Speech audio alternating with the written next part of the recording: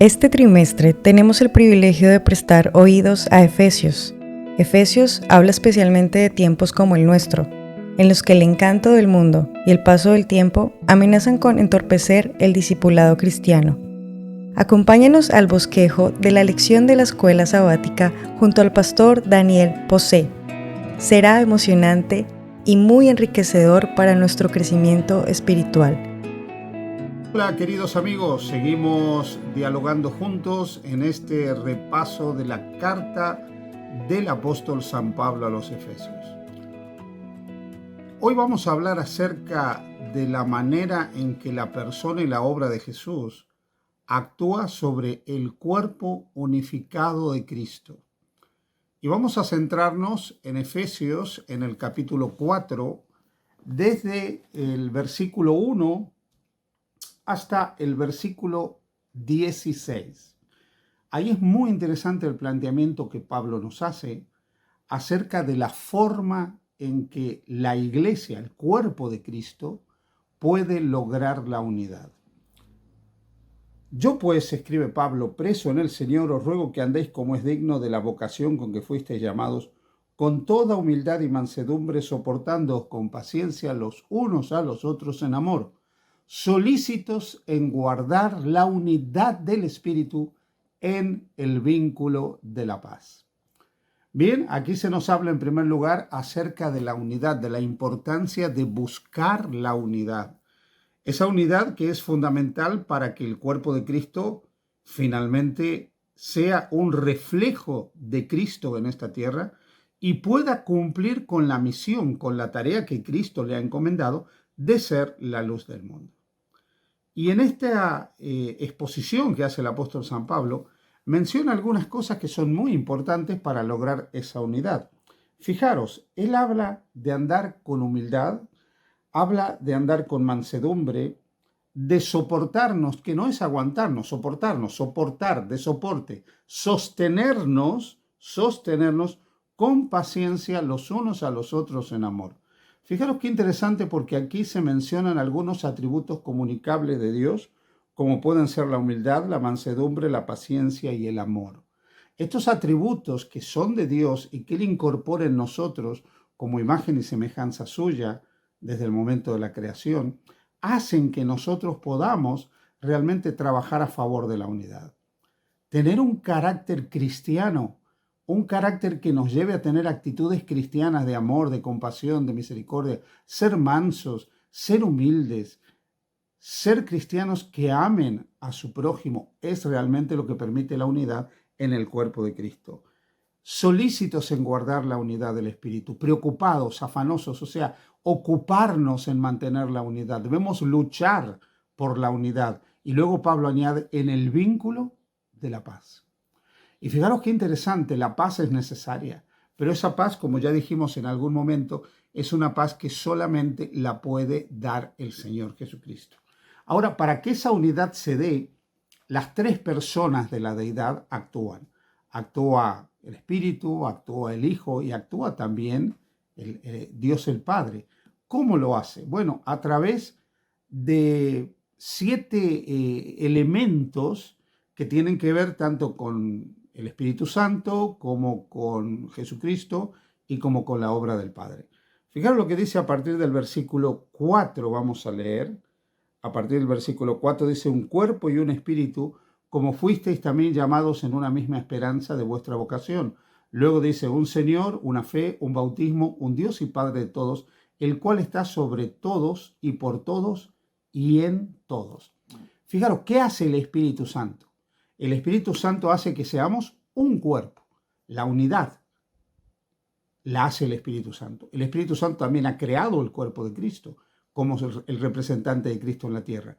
Pero el Espíritu Santo también hace que vivamos un mismo espíritu bajo la dirección de ese espíritu. Por eso dice un cuerpo y un espíritu. El mismo Espíritu Santo que nos dirige produce en nosotros un espíritu de unidad entre nosotros. Y también nos otorga una esperanza, la esperanza en la segunda venida de Jesús, esa esperanza en el cielo nuevo, en la tierra nueva, en encontrarnos con Jesús, en compartir la eternidad con todos los redimidos. La obra del Hijo es ser nuestro Señor, por eso habla de un Señor, que nos da a todos una misma fe que nos une, un cuerpo de creencias, de convicciones, un conjunto de creencias que compartimos, la fe como contenido doctrinal, pero también una única fe en un único Señor y Salvador que es Jesucristo, y un único bautismo, un bautismo por el cual nosotros pasamos a formar parte del cuerpo de Cristo que es la iglesia. Y también la obra del Padre. La obra del Padre es ser un Dios y Padre para todos los que son parte de ese cuerpo de Cristo que es la iglesia. Así que la unidad se da de una manera clara en este sentido a través de la obra del Padre, a través de la obra del Hijo y a través de la obra del Espíritu Santo. A partir del versículo 7, Pablo empieza a hablar de lo que Cristo ha hecho por nosotros. El versículo 7 dice que a cada uno nos fue dada la gracia conforme a la medida del don de Cristo. Una vez que Cristo muere y resucita, versículo 8, Él asciende a los cielos, y cuando Él asciende luego de la resurrección, versículos 9, versículo 10, Él otorga dones, Él derrama los dones del Espíritu Santo a su pueblo. Y fijaros que esos dones, vamos a leer los versículos 8, por lo cual dice, subiendo a lo alto llevó cautiva la cautividad y dio dones a los hombres. Cuando Cristo muere, alcanzó la victoria sobre el mal, pero también el triunfo de Cristo y la ascensión de Cristo garantizó el bautismo del Espíritu Santo y que Él pudiera otorgar dones a la iglesia, dones a los seres humanos. Esos dones nos vienen a nosotros por obra del Señor Jesucristo. Cristo es el dador de los dones a través, por supuesto, del Espíritu Santo. Y esos dones que el Señor otorga para su iglesia, que son diversos, que son distintos, tienen diferentes propósitos. Pero vamos a ver cuáles son esos dones. Fijaros. Y Él mismo constituyó a unos apóstoles, a otros profetas, a otros evangelistas, a otros pastores y maestros. Hay varias listas de dones, hay otra lista de dones en 1 Corintios, otra en Romanos, pero aquí Pablo está mencionando solo algunos de los dones, apóstoles, profetas, evangelistas, pastores, maestros. Los dones que Cristo otorga los da como Él quiere. No todos podemos tener los mismos dones, pero los dones siempre tendrán el mismo propósito. No todos podemos hacer lo mismo, pero todo lo que hagamos tendrá un objetivo común. Aquí se menciona los apóstoles. ¿Quiénes son los apóstoles? Bueno, inicialmente los apóstoles eran los enviados, apóstol, enviado, aquellos que son enviados, aquellos que eran enviados por Cristo como sus mensajeros. La Biblia habla de 12 apóstoles, luego Pablo fue llamado también al apostolado. Se menciona en el Nuevo Testamento tanto hombres como mujeres que tuvieron el don del apostolado. Así lo enseña, por ejemplo, la carta a los Romanos, donde habla incluso de una mujer que tenía el don del apostolado.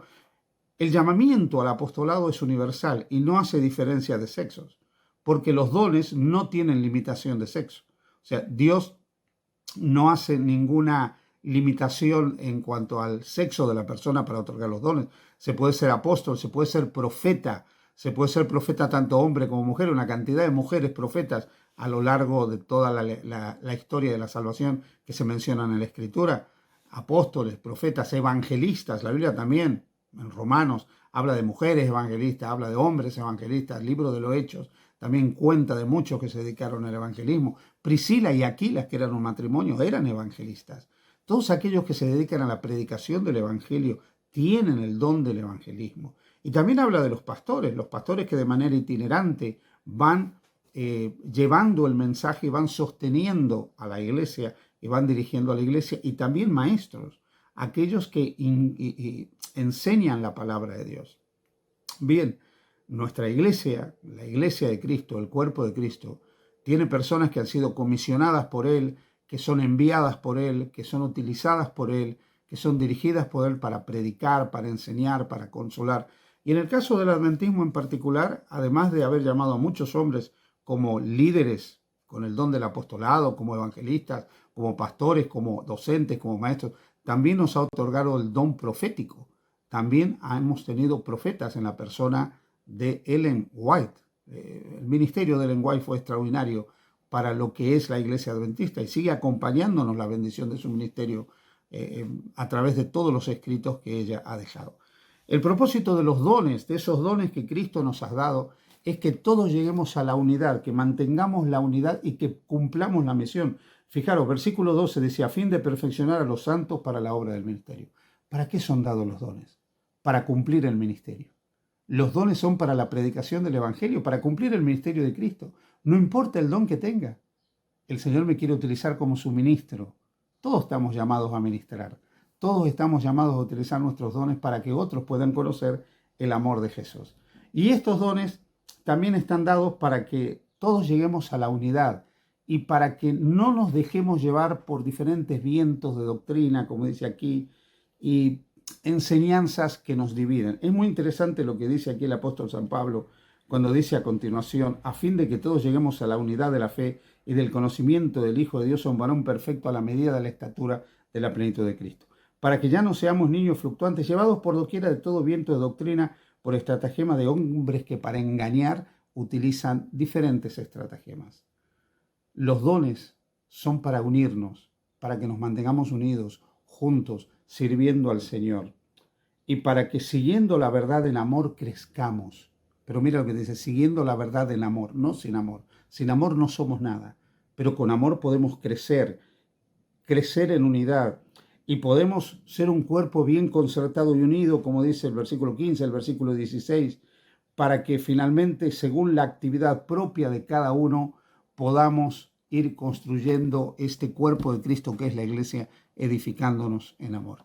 Querido amigo, querida amiga, ojalá que bajo la dirección del Padre, el Hijo y el Espíritu Santo podamos todos contribuir a la unidad del cuerpo de Cristo. Que Dios te bendiga. Queridos amigos, ha sido un gusto compartir el bosquejo de la lección de la escuela sabática. Esperamos encontrarnos la próxima semana y así aumentar y fortalecer nuestra fe. Dios les continúe bendiciendo.